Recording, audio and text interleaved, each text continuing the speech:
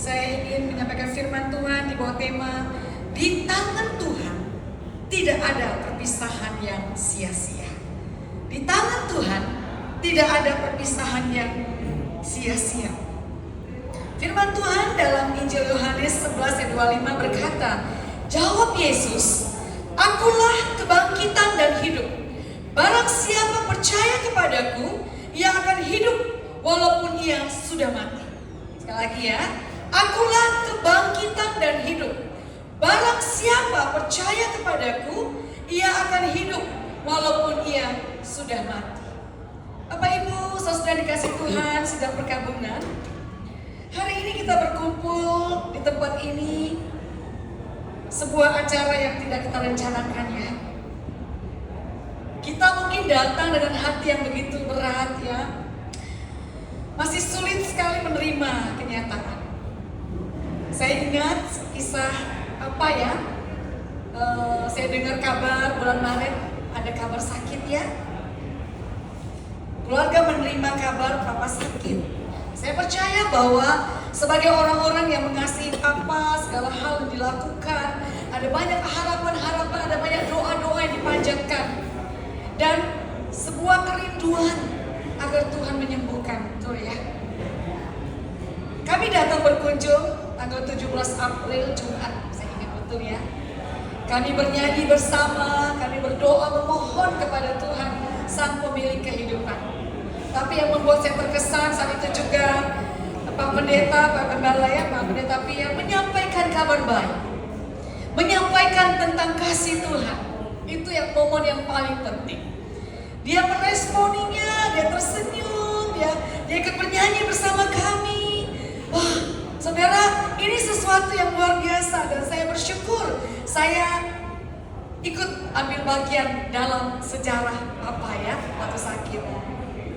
Hari itu Papa membuka hati untuk percaya kepada Tuhan sebagai Tuhan dan Juru Selamat. Puji Tuhan. Saya nggak bisa itu ya foto ya, saya sudah siapkan sebenarnya sebuah video dan foto-foto Papa waktu itu ya. Dan saya kirim ke anak-anak. Dan pada hari Minggu tanggal 19 Juli disaksikan oleh hamba Tuhan, BPJ dan anak-anak, mantu cucu ya. Papa memberi diri untuk dibaptis. Luar biasa. Pada waktu itu saya dengar sekali Pak Pendeta ngomong Papa, dan dengan jelas sekali dia masih mengatakan, iya saya mau percaya Tuhan Yesus. Iya saya mau dibaptis. Saudara, ini sebuah peristiwa ajaib yang terjadi luar biasa. Pada Selasa tanggal 28 Juli, kami datang lagi berkunjung ke rumah sakit. Kondisi Papa memang drop pada waktu itu. Di kamar 2216 lantai 22 kita berkumpul bersama-sama, anak, mantu, cucu, istri semua datang ya. Sebagian ada, kami menyanyi bersama di sana. Dan luar biasa hari itu saudara, Tuhan menggerakkan hati saya untuk menyanyi sebuah pujian. Aku berserah, aku berserah pada Yesus Juru Selamat. Aku berserah. Sebuah doa penyerahan kepada Tuhan. Saya waktu itu benar-benar merasakan sesuatu. Dan saya berdoa kepada Tuhan, Tuhan, walaupun Papa tidak meresponi, kita tidak dengar, tapi saya percaya di bawah alam sadar Dia tahu kita sedang bernyanyi. Dia tahu kita sedang berdoa. Mungkin Dia berkata begini, ini aku anakmu Tuhan, ambillah aku pulang ke rumahku yang sesungguhnya. Pada waktu saya menyanyi itu, saya berharap ya di bawah alam sadar Papa akan berkata, ini aku Tuhan, ambillah aku pulang.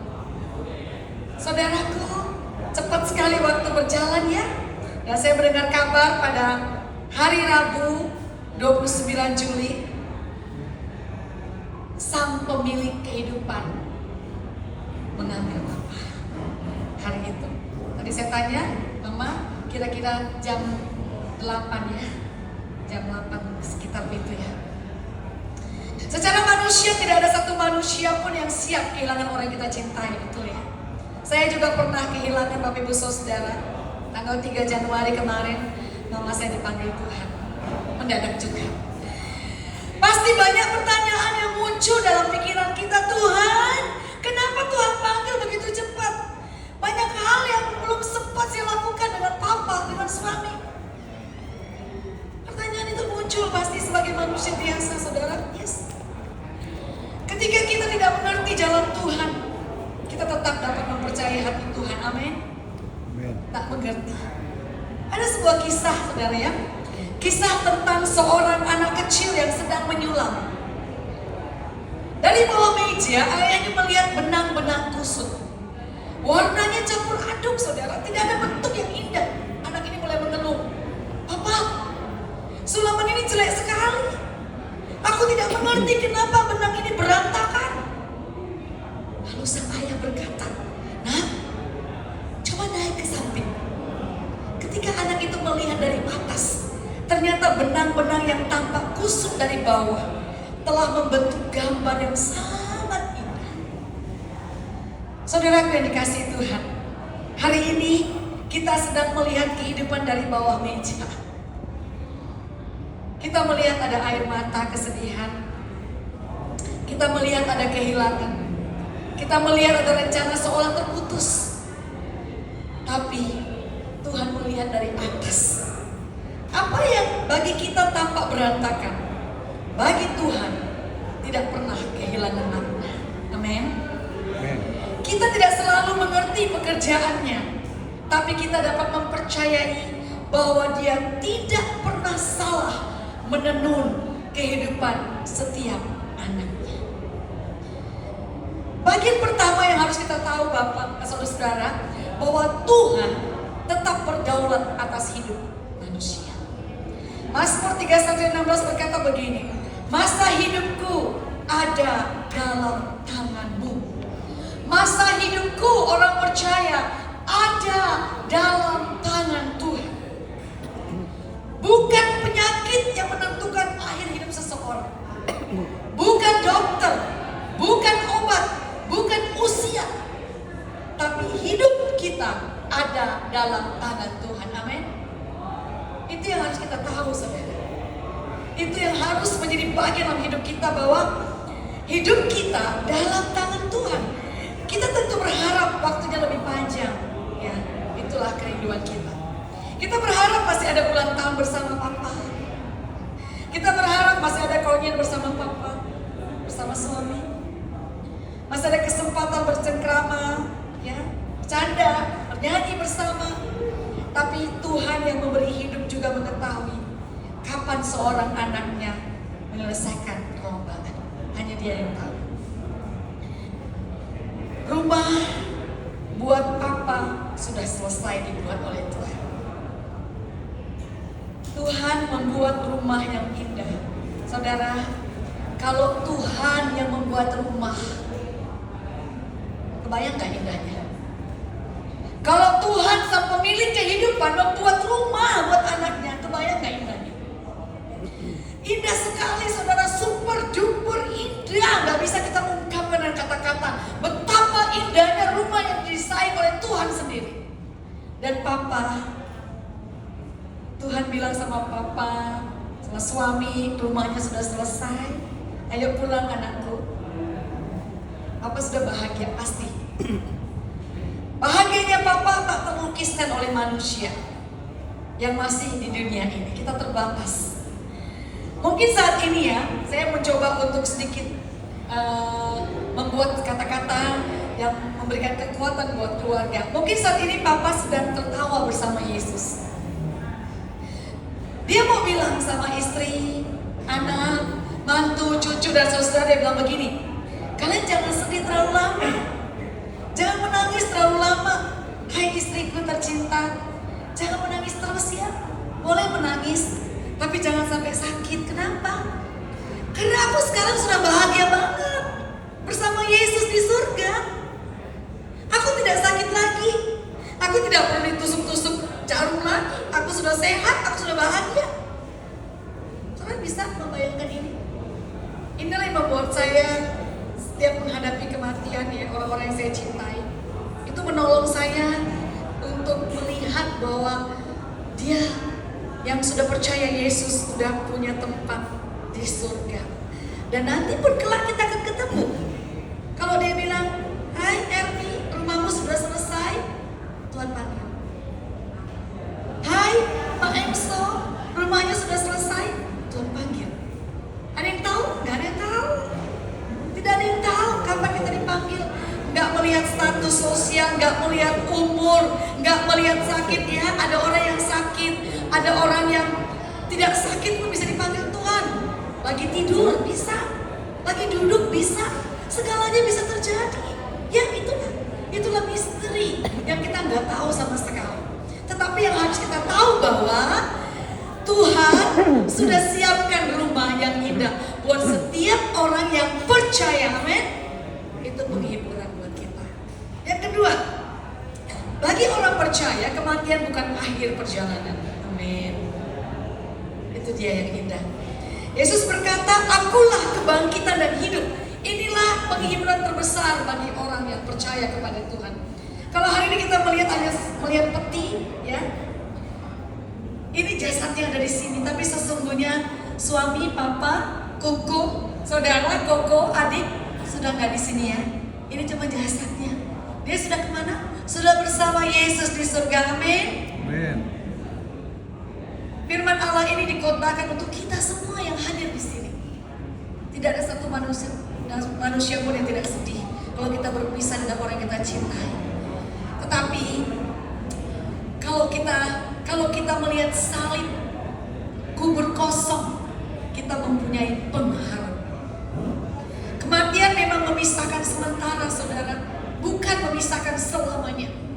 Bagi kita yang percaya kepada Tuhan Yesus, kita akan berjumpa kembali dengan kuku, dengan papa, dengan papa mertua, dengan adik, akan berjumpa kembali di surga. Amin. Amin ya Ibu. Amin. Coba saya mau dengar kata amin. Amin ya. Itu memberikan kekuatan ya. Amin Stephen. Amin ya. Amin. Luar biasa ya. Karena itu kita boleh menangis, tapi menangis tetap sukacita karena dia sudah bersama dengan Tuhan Yesus. Yang terakhir saudara ya, Tuhan tetap hadir bagi keluarga yang ditinggalkan. Ini yang paling penting. Saudara, hari-hari ke depan memang tidak mudah.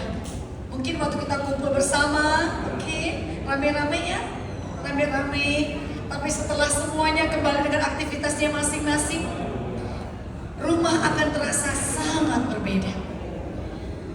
Tidak sama lagi. Mungkin kita lihat kursi yang biasa papa duduk, papa tidur ya, istri sebelah ya, sebelah hilang gitu ya. Tentu itu tidak mudah. Gak kedengaran lagi suaranya, nasihat-nasihatnya, isengnya, lucunya, gak ada lagi saudara.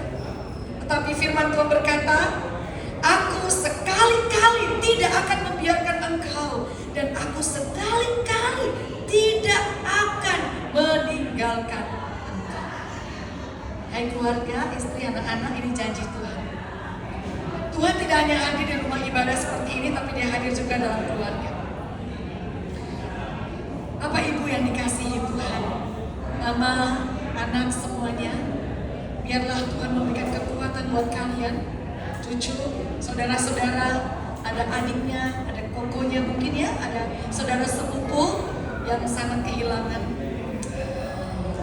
Hari ini Tuhan juga ikut bersedih. Ingat kisah di mana Tuhan juga menangis pada waktu Lazarus dipanggil meninggal ya. Itu tandanya bahwa Tuhan tahu kok kesedihan kita. Tapi tetaplah percaya bahwa Papa sudah bahagia bersama-sama dengan Tuhan.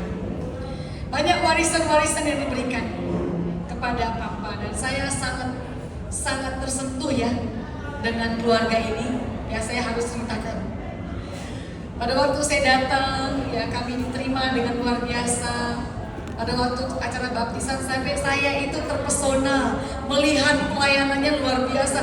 Sibuk ya, mau makan apa, mau minum apa, mau yang dingin kah, mau yang panas kah, mau makan ini, akan itu. Wow, saya sampai bingung ya, betapa ramanya. Dari mana dapatnya? Pasti dari Papa. Papa dong yang memberikan warisan itu kepada anak mantu cucu semuanya. Dan ini warisan yang luar biasa. Bagi saya ini warisan yang luar biasa. Ramah, baik, suka memberikan nasihat, bahkan dengan ponaan-ponaannya. Saya waktu sebelum di rumah sakit yang terakhir ya, kedua itu kami datang berdoa ya ke sana juga, dan saya melihat banget ya Papa tuh pegang Vita ya sampai nggak mau lepas gitu ya. Dia pegang Vita, ponaannya nggak mau lepas, kayak nggak mau lepas gitu ya. Itu ponaan loh ya, apalagi dengan anak-anak mantu cucu ya.